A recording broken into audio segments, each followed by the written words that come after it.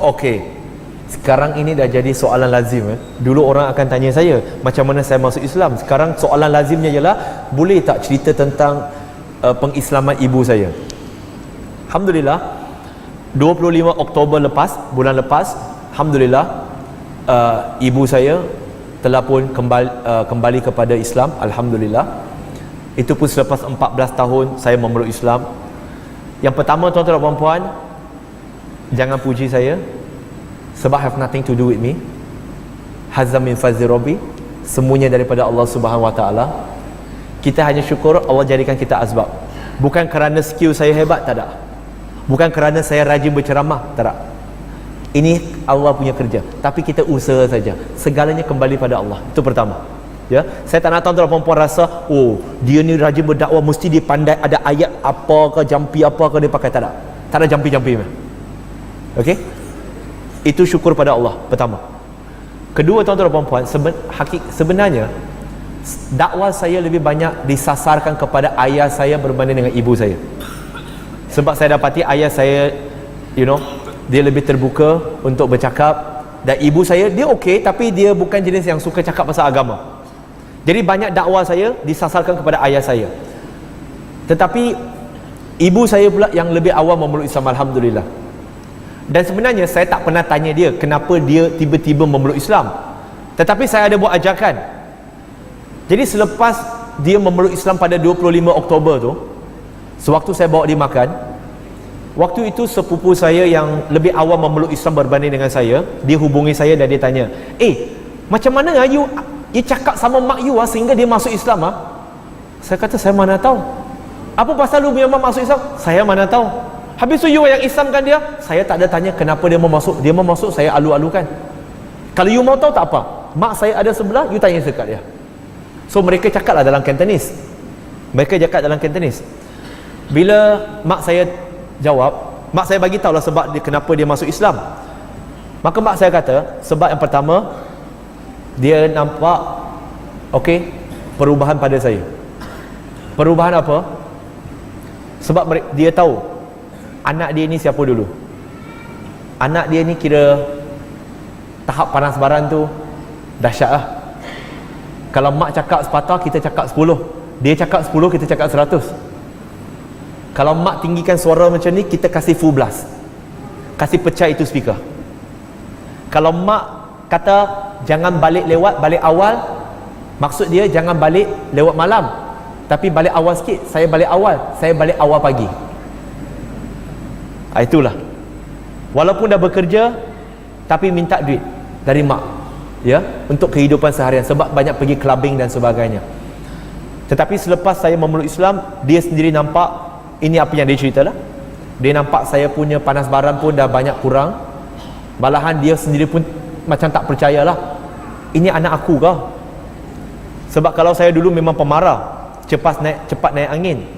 Tapi kalau sekarang, mak saya sebab kadang-kadang dia travel dengan saya, dia nampak anak-anak saya bising melompat-lompat dalam kereta, kita pun jadi jam, betul tak? Bila kita jadi jam, apa kita buat sebagai mak ayah? Kita maki ya, kita kata tiap kan. Tapi dia nampak saya, dia tengok saya memandu, relax lah, fokus. Lepas tu cakap pun duduk pelan-pelan, nak main-main jangan gaduh-gaduh jangan bising-bising sampai cedera-cedera, jangan okey, tak mau bising sangat, tolong jangan jerit. Itu je, itu maksimum lah. Adalah kadang-kadang sekali dua tu terlepas tapi waktu terlepas tu dia tak ada saya pun manusia, kadang-kadang terlepas. Tapi lepas saya terlepas, saya termarah anak ke, saya tinggikan suara ke, saya akan minta maaf dekat mereka. Sebab apa? Sebab sebagai ayah, saya tak sepatutnya tengking mereka. Sebab itu bukan cara Nabi mengajar. Saya kena berani mengakui kesilapan diri saya depan anak. Saya kata, minta maaf, Daddy tak sengaja, Daddy tak mau justify, Daddy tak sepatutnya tengking. Walaupun anak Daddy buat salah, tapi Daddy tak sepatutnya tinggikan suara tengking macam tu. Minta maaf. Sebab saya tak mau anak-anak saya belajar benda yang salah dari saya. Dan saya tak mau kerana tindakan saya, maka Nabi SAW dengan agama Islam disalahfahami. Maka bila dia nampak, dia kata, kalau you dulu you mesti surah maki punya. Tapi you ini macam mana, relax saja. Sampai mak saya kata, dia kata, kalau you punya abang ada you punya sabar separuh pun sudah cukup. Dan sebab dulu sebelum masuk Islam dan hatta selepas masuk Islam 6 tahun pertama, saya tak ada salam mak, saya tak ada peluk mak, tak ada cium mak. Tapi bila dah start belajar agama, kita kena menghormati mak lebih banyak berbanding dengan sebelum itu. Saya rasa berdosa gila. Jadi saya pun mula nak peluk dia, dia tak bagi peluk. Nak cium dia pun dia tak bagi. Pasal dia kata nanti saham dia jatuh, share market dia jatuh. Tapi pasal saya dah besar, dah kuat, saya pegang juga dia, saya cium pipi dia. Cium satu side je. Dari satu side, cium dua side. Dari peluk. Jadi bila saya peluk, lepas tu dah jadi kebiasaan, sehingga anak saudara saya 2 orang pun terbiasa sekarang akan peluk, akan cium kami dan akan salam kami. Sebab mak saya suruh, sebab dia nampak tu. Jadi dia nampak. Dan kemudian dia kata layanan yang baik, dia nampak layanan yang baik daripada menantu-menantu dia, daripada cucu-cucu dia. Dia nampak kelainan. Dan saya juga pernah bawa mak bapak saya pergi ke masjid untuk ceramah saya. Dan bila mereka duduk, mak saya tak pakai tudung, dia masuk, dia duduk, dan dia kata, itu orang masjid lah, ini orang Islam banyak baik itu masjid pun banyak bersih. Dia kata, tapi ya saya punya tangan sudah kebas. Saya kata, apa pasal kebas? Sebab banyak shake hand. Sebab lepas ceramah saya shake hand, orang salam dengan dia. Lepas salam tu kami nak balik, yang ceramah tu saya, tapi yang dapat buah tangan tu mereka berdua. Adil ke macam tu? Tak apalah. Dan dia kata, saya tengok orang Islam ni walaupun mereka tak kaya, tapi saya tengok orang Islam ni walaupun tak kaya, tapi hidup mereka kurang stres kurang stres, mereka happy. Saya nampak orang Islam ni baik-baik lah, alhamdulillah. Jadi tuan-tuan dan puan-puan, benda yang selama ini saya tak sangka mak saya perhati, rupa-rupanya dia perhati. Tetapi sudah tentu saya ajak dia jugalah. Bila mana dia tanya saya, nanti okey, okey, baik. Dia pada selepas hari raya Aidilfitri, dia tanya saya, nanti lepas raya ni awak dah pergi mana? Saya kata, ada mak, nanti awal bulan 9 ni saya akan pergi ke Mesir, lebih kurang 12 hari. Dari Mesir saya akan pergi ke Tanzania, lebih kurang dalam 3 minggu. Lepas balik seminggu, saya akan kurang seminggu, saya akan pergi Hong Kong seminggu. Habis balik dari Hong Kong, kurang 2 hari, 3 hari, saya akan pergi Miri. Lepas Miri, balik dari Miri, terus saya naik flight pergi Sydney 2 minggu lebih. Lepas tu balik Malaysia, pergi Labuan lagi, macam-macam lah. End of the year pun saya ada pergi tempat lain. Saya pergi Saudi. Dia tanya, pergi Saudi buat apa? Saya kata, saya pergi Saudi buat umrah. Dan saya cuba guna setiap peluang saya ada untuk berdakwah. Saya tanya dia, mak, mau pergi kah? Dia kata, mau. Tapi ya mak, mau pergi umrah ni hanya orang Islam saja boleh pergi tau. Lepas dia tiba, dia macam kecewa sikit lah.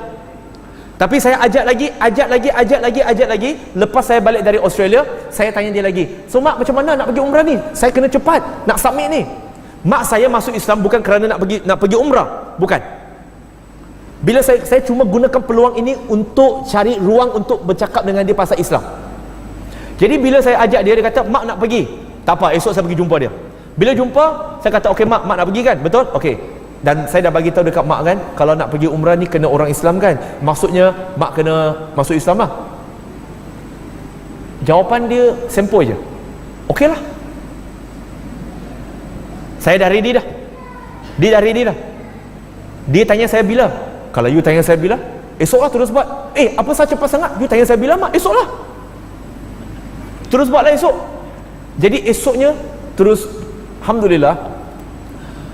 Nak cakap macam mana? Sebab saya dah banyak mensyahadakan orang, bukan kerana saya hebat berdakwah, tapi orang datang kepada pejabat kami untuk diislamkan.